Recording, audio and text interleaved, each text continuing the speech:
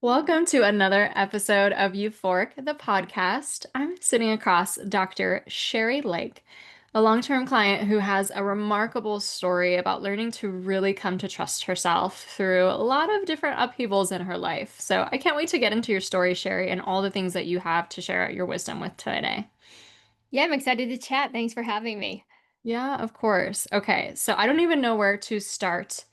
But for a long time, you lived your life in a certain way. You were kind of there for everybody, like super mom and just doing everything for everyone else. So can you kind of take us back a few years when you felt like you were living your life for everybody else but yourself? Oh my gosh. Yeah, up until recently, that is how I lived my life. I grew up in a very large family, so I was the oldest daughter, so I was the second mom. And then that just kind of carried with me throughout my adult life. I had a family, a husband, and two kids. My daughter has different abilities. So there were lots of appointments and lots of figuring out diagnoses and a lot of stress with school and just life in general. So I took care of people because that's how I felt like I was keeping everybody together. Like above everything, I am someone who loves community and I really just love the closeness of people. And I thought incorrectly now looking back, the more I did, the more it was going to be the glue that held everybody together. And that was completely exhausting.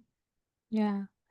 And it's just like that martyr syndrome, right? Of like, Yes. I have to be everything to everyone, and you start to lose yourself slowly. And like, what started to kind of wake you up from this reality? I know this like some shocking things happened in your life.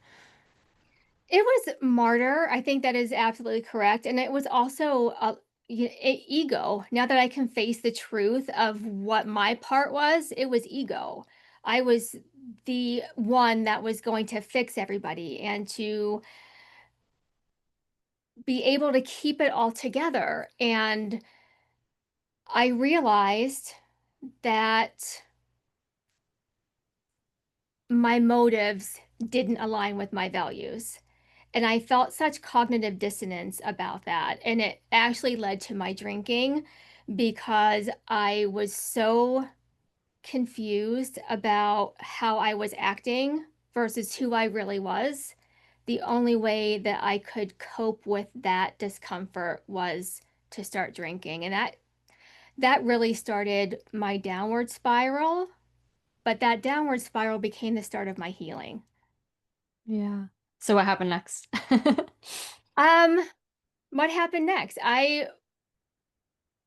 goodness, I'm trying to think of the timeline of all of that. I wasn't a lifelong drinker. If I'm going to talk about how I started numbing to ease myself of this discomfort of how I was living, I started in my early 30s.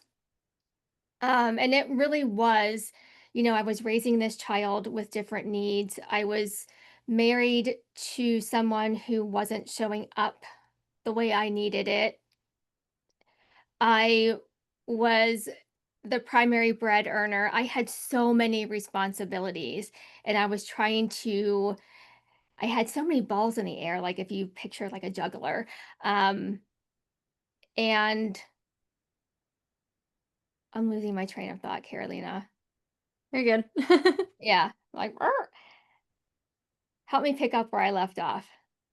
So you have so many responsibilities, but Yes. you need a change. All right, so many responsibilities. I knew I couldn't keep it up, but I did know the solution. I am Gen X. We weren't raised to seek out therapy. We weren't raised to admit there were problems. We were raised to keep secrets. So I kept secrets. I kept it all internal, and it was eating me alive. So, with the drinking, it was a glass or two, and then it became a half bottle, and then it became almost a whole bottle, and I'm a very small person, so that was that's a lot for me. And then, once a week was starting to become every 5 days seemed to be my pattern, and I recognized that something had to give. So, that's that part of the journey. I was just living it was just a mess. I was very, successful on paper, but in my real life, it wasn't like that at all. Yeah. Well, thank you so much for sharing. And I know like a lot of things start happening that it just kind of shook your world upside down. So I know you've told me Yeah. before that you found out your husband was having an affair. Like, Yes. how did that hit you? And I mean, what did you do with that? I mean, I'm just gonna it sucked. I was married for 2 decades. I had spent my I went right from being a child and a college student to a wife, and I had invested 20 years in that marriage. And it wasn't just an affair, he was having a year-long relationship. So it was almost like he was building this backup family while he was still planning to transition from mine, or from ours. And there were so many layers to it. It wasn't just the affair, it was the year-long deception. It was a church cover-up. I actually found out through one of, his church leaders calling me to tell me. He didn't even tell me. I found out through this random person at a church. It was scandalous, it was selfish, it was, completely unnecessary, and it not only did it destroyed my sense of security, which was already very fragile, but it took a toll on the kids. So as soon as I found out, I kicked him out. Like that was a non-negotiable for me. And although it was hard, I also could see a little glimpse of freedom, which made me very happy. Um, but I became a single mom. I mean, he left and he didn't just leave the marriage, he left the kids too, and that was hard. Yeah. That's like my heart goes out to that, past Yeah. version of you. I mean, I know now you're like such a powerful, amazing woman too, but Yeah. like that sucks. That's really, really hard to Yeah. go through. And like, do you find like you started reclaiming yourself and healing then, or like did something else spur it along? I really started healing then. You know, the biggest, I guess, excuse for my drinking was I'm married to this asshole. I wasn't happy. I was like, I blamed it on him. And then when he was gone, I'm like, holy shit, I don't have anyone to blame except myself. And facing that truth was like, oh my gosh.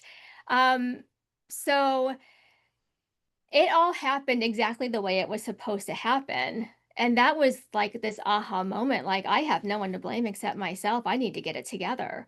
And I did. Yeah. Okay, Sherry, switching topics a little. You are one of the only people that I personally know who's had a near-death experience. I would love for you to explain that. Tell us about it. Like, what did you see? What did you hear? And what kind of changed about yourself after you moved through that? I know that's like one of the most life-changing things people go through. Yes. They're never the same after that. So tell the audience a little bit about that. Oh my gosh. So the near death experience, before I get into what I saw and what happened, I just want to give a framework because, I talk about my alcohol-free journey. I had just stopped drinking a month before my accident, and I believe 100% that had I not stopped drinking, I would not be here. Wow. Um, I feel like my brain had enough time to recover from the effects of alcohol that I was able to live through the accident. So I was a professor, and I don't have a local university, so I was driving an hour and a half each way to work. And I was so burnt out. The divorce was just finalized. I was very tired. I would leave my house at 5:30 a.m. and get home at maybe 5 o'clock p.m., 5:30, something like that. So I was just tired. I was driving a lot. Um, and the thought came up so often, like, oh my gosh, I just don't want to do this anymore. I wanted to quit my job. But like I talked about earlier, my ego just wasn't going to let me go there because I worked so hard for my doctorate. I worked so hard. People told me I would never get the university position, and it was so easy for me to get it. So I was just kind of wrapped up in that. And then on my way home from university one day, it was just a normal day in January, nothing special about it at all. Um, there was a young boy who had just got his driver's license the week before who miscalculated a turn and he hit me head on at 50 miles per hour. Um, things went dark very quickly. The only thing I really remember is the sound of the impact. I will never forget that sound. Um, and then I was in this beautiful place. I mean, it's like the white light moment that everybody talks about. It was like um, the space that is on the other side is amazing. There is no time, there is no gender, there is no division, there is no I'm right and you are wrong. It is just complete. Um, it's cliche. It's like utopia. It's like this beautiful oasis. Um, and it was so accessible to me, and I wanted so much to get there. Right in front of it was this old movie clip that was just going fast forward, um, playing clips of my life. I could see the birth of my kids. I could see um, my graduation. I could see these events from my life just kind of in the foreground. And I was trying so hard to get to the light. I just wanted to get there so much. Um, and then I saw my ex-husband and I was so confused by it. I'm like, why the hell are you here? Why the hell are you here? And he was coming to me with this like great news. He was so happy. And I hadn't talked to him since the day he left. It wasn't amicable at all. And I remember that part about the experience. Um, and then I remember hearing a voice in my back seat, but I was alone in the car. There was nobody in the back seat. And the voice said, "Get out." And the voice didn't ask, "Hey, get out." It said, "Get out." It was very commanding. And I recognize that now as the voice of my guardian angel. I don't know how, but I came back. And when I came back, it was like I was walking backwards. So the white light oasis was there, this movie clip was there, and I was just kind of like backing out of it. Um, and then I heard the chaos around me. Like by that time, there was somebody who was directing traffic, there was an ambulance there. I don't think it was more than a few minutes, but I don't know. Um, And I don't know how I got out. I just knew I had to get out because I was told to do that and I was going to listen. So I kind of stumbled out of the car, got off to the side of the road, and then I just collapsed. Um, yeah, and I had a traumatic brain injury and I had blunt force trauma and a sternal fracture. Oh my gosh. Yeah. Well, the whole story, like I was had chills just the whole time you were saying it. Like, oh my gosh. It's one thing to read about it. It's another thing to like hear someone really share their experience of that. And obviously there's so much like you're going through, like the alcohol-free journey just started, like the ex-husband, the like now this incredible trauma that's like leaving you actually physically impaired. So like where do you go from here? Yeah, so after that, I got my diagnoses. I It took me with the type of injury I had, most people recover fully within a few months. I was part of the 10% that didn't recover fully. And I know that that was meant to be, because that is what led me away from the university and that burnout. I was in rehab for a year. I had to learn how to walk in a straight line.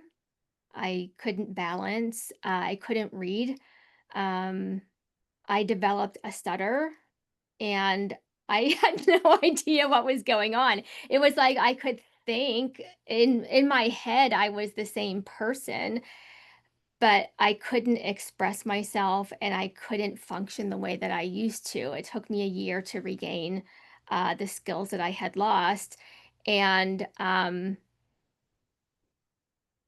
after going through that, I realized and I made a decision that I wasn't going to go back. You can't go back to the same life after you go through something like that. I couldn't. Yeah. Everything changed, and everything changed for the better. Um, after the doctors told me I wasn't going to recover past the point that I was at, I was like, "Well, hell no, that's not going to happen." So I became certified in yoga. I became certified in breath work and somatic practices. And I learned to study myself and my nervous system with the same rigor that I used to study for my doctorate. So I learned myself inside and out. And now that is what I use to help women that I work with too. Yeah. Oh, I just love Yeah. this story so much. And you also get another like incredible ability out of it. So you now communicate with angels. And that is like the coolest thing. And also for anyone out there who's like, what the hell does that mean? Like, how does this experience deepen your kind of spiritual evolution and ability to get these messages from the beyond? That is a really great question. I feel like it kind of, just to put it in complete layperson's term, it just knocked something loose. That was the gift of the brain injury. I was someone who was very driven by ego and by being stuck in my head. I can't even do that anymore because if I do, I I am not, it's not a good scene at all. So, I heard the voice in my backseat. I knew exactly what it was because as a kid, I saw my guardian angel. He would sit on the foot of my bed to comfort me when I was a kid. And I would actually wake my brothers and sisters up and say, "Guys, he's right there. Can't you see him?" And they're like, "Sheri, there's nothing there." And I knew it was, but I didn't want to be some weirdo. So I just kind of, put it off to the side. So it's something that was always with me, but not something that I felt comfortable embracing. So now, yeah, I hear messages. I hear messages very specifically on this side. So I have a live event tomorrow where I'm doing readings for women, and I always have them sit on this side because that's where the messages come. Sometimes you'll see me looking up here because I also see words like a billboard on top of like this imaginary screen in front of me, and it's lovely. It's lovely, and it's something that requires um, cultivation, because if I shut myself off, I kind of lose it. So I have to be intentional about keeping that open. Um, so that, keeping the channels open and then closing them when I don't want to get the messages. So I have that ability too. Ah, that's so wild. Yeah. Like I just want to know everything about this. And I know that about you. I've known you for at least over a year now, if not more, but that you're so intentional with that of like preserving your peace and your space. And it's something I like commend you for. And it's important because like, yeah, you have really important messages to share through. And I can see how obviously you can help a lot of people by doing readings and we'll link to your like your info. I'm sure someone's totally interested in doing that with you for sure. And I'm curious, like, what messages you started getting as you have this new channel of communication open with for your life. And it could be in the past or it could be yesterday. Like, I don't know, just give us some examples of like some things that you've heard about, like for yourself at least. For myself, I know I have a guardian angel. I know I'm very connected to two archangels in particular. One of them is Metatron, and I actually have various um, little decks that I I reference. I have them packed away now for the show tomorrow, but I have a spare deck. And I drew a card before we got on, and it's Metatron. And this is the angel I work with. And I'm like, oh my gosh, you're here. And it's all about life purpose, life path. And he's the angel that guides you along your earthly existence. Um, and when I work with women, honestly, Carolina, when I'm in a live event in a room full of women, I know exactly what angel's working with them. I know what the message is. I know whether or not they're going to come to me and sign up for a reading. I know it. I just know it to be true, and it's right every time. And what I love about that is the angels are messengers of unconditional love. My mentor, his name is Kyle Gray. He explains angels as the heartbeat of God, which I think is so beautiful. And it doesn't matter if you believe in them because they're with you anyway. But they won't intervene unless it's a life or death experience. So thankfully for me, they intervened in my life or death experience. For the women I work with, they're not in that situation. And what I find is that getting these messages of unconditional love from the angel that is working directly with them, it is the most uplifting, joyous, happy thing for women. And I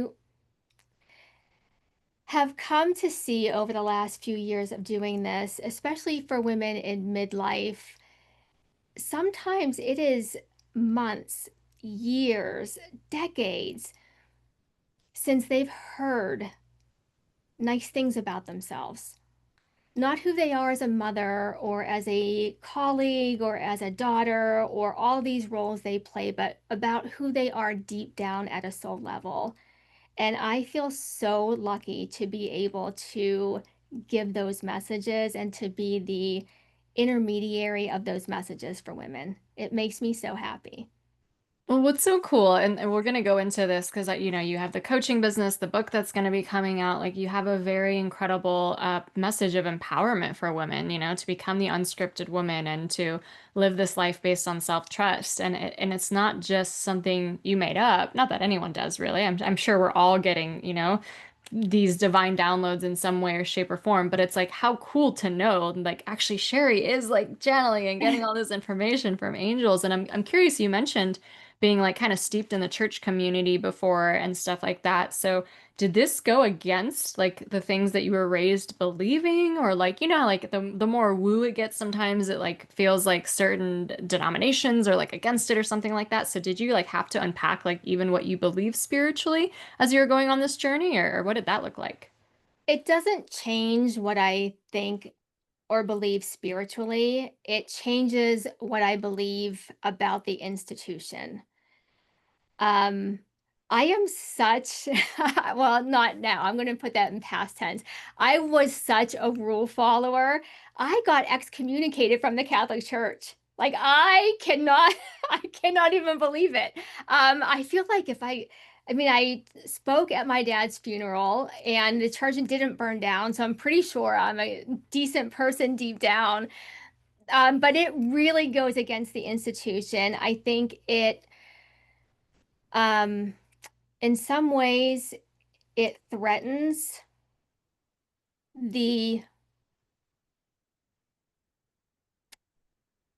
I'm just going to use the word that's coming. It threatens the control that they have over people. And I'm not saying if you go to church or you're religious that someone has control over you. For me, that's what it felt like. Um, so yeah, it doesn't change what I feel spiritually at all. I don't believe in God the same way. I believe in, since I had the near death experience, it's so much bigger than that. It's not this God versus this God versus this God. It really is just bigger than humans have the ability to even imagine. So, did it change my spirituality? No. Did it change how I feel about institutions? Hell yeah. Yeah, yeah. Yeah. Oh, that's so cool. And it's such an unshackling in so many ways. Like you mentioned earlier how you're no longer playing a role of like mother and sister and daughter and all this kind of stuff. You changed your last name after you got divorced. Tell me about that. Oh my gosh, people think I'm crazy, or they don't now, but they do now. Um, I It's such a strange thing, and I know a lot of women who listen to your podcast probably relate to the idea of the patriarchy, and I'm not going to get into the patriarchy, but for me, I was 47 years old when I got divorced. I had a choice to take my maiden name back, but it didn't fit anymore. I wasn't that young girl who was raised to be a good girl and a good Catholic and stay quiet and stay in my own little bubble. I wasn't her anymore. And I thought, well, if my dad could have his own family name and my ex-husband can have his own family name, I'm going to have my own family name too. So I combined my daughter and my son's name. My daughter's name is Lauren and my son's name is Josh, but I call him Jake. So I took the first two letters of her name, last two letters of his name, and I came up with Lake, and it fit. It feels so good. It just fits perfectly. And I sat in a courthouse by myself, and the judge asked me, "Why do you want to change your name?" And I told him why. And the court of or the lady who was taking the notes, I forget, I don't know what her role is. She looked up at me and she said, "Are you sure you want to do this?" And I'm like, "Yes, I want to do this." So that was it. It was super easy. And now I have an identity that I got to choose for myself. And um, it fits. It fits this midlife rebellion that feels really, really good. Yeah. Well, permission, like you granted, like to anyone who's just questioning, we think we have to abide by so many societal expectations, and like so many people are like, I would not dare to like, change my last name or something like that. It's like there are no rules, really, right? Like you can do what you want, and it just goes to show that even these, maybe not little because they are big, but it's like all of these kind of seemingly innocuous things, like we have a lot more power than we think we have to do life the way we want to. And so when you talk about this midlife rebellion, this divine rebellion, like what do you believe like you were put on this planet to do to help other women? Like what is this rebellion about?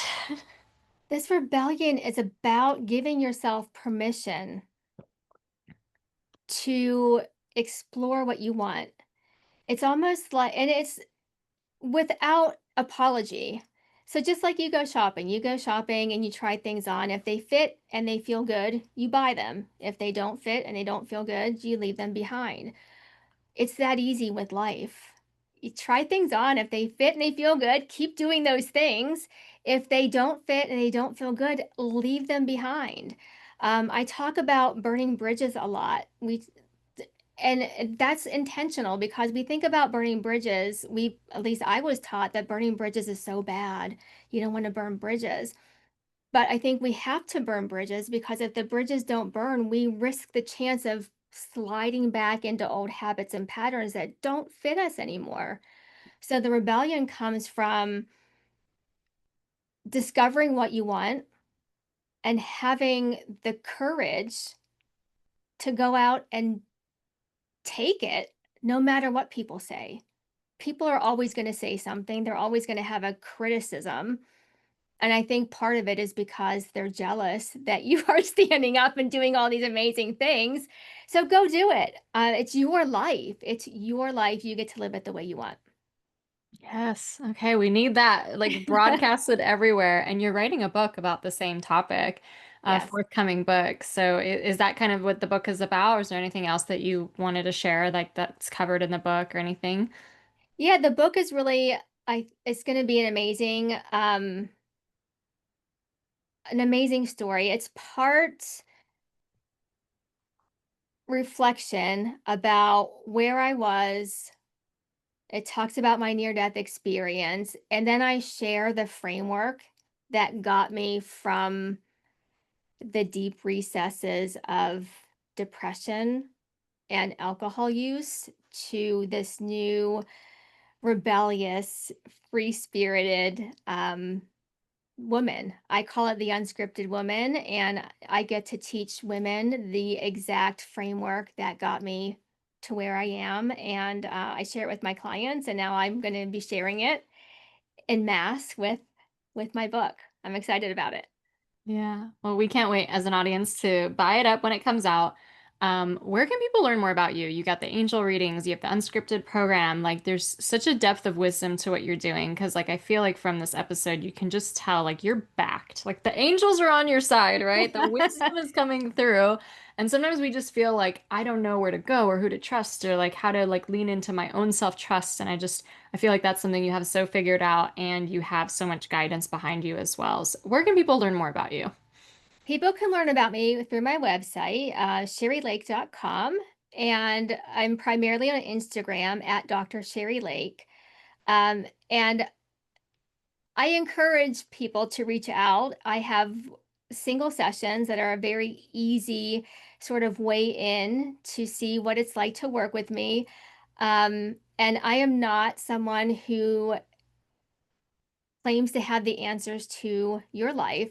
I am someone who teaches you that you have all the answers that you need. So, one of the gifts that I am so happy to share with women is helping them find and rediscover their own intuition and their own divine gifts because we all have them. Well, so powerful. And like you were pretty precocious as a young child because you had it, right? And it's so cool how life happens the way it happens. And to have a perspective like you do, like all of these like very hard things happen, and yet after every story you're like, and that's what was meant to happen so that I could become who I am. Like it's just really beautiful, Sheri. I love your work. I can't wait to support your book and have that out there in the world and see this flourish. So you guys go grab the links in the show notes if you want to do an angel reading. It's like a lot of both fun and illuminating and stuff like that. And Sheri, thank you so much for sharing your wisdom on the share today. I know we talked about a lot of vulnerable and crazy topics, but like this is someone's huge awakening moment as well, and a cup of tea to just recognize like there is a lot of guidance out there, and there is so much more than the roles that we have been kind of put in on this planet, and that we are such an expansive soul, right? At the end of the day. Absolutely. And I think if anything else, if above all, I would like to be a mirror for people. And I share my story because life is messy. Everyone's life is messy in some ways. So thank you for allowing me to share my vulnerable moments and also my highlights reels because life is good. Yes, yes, let's end there. Amazing.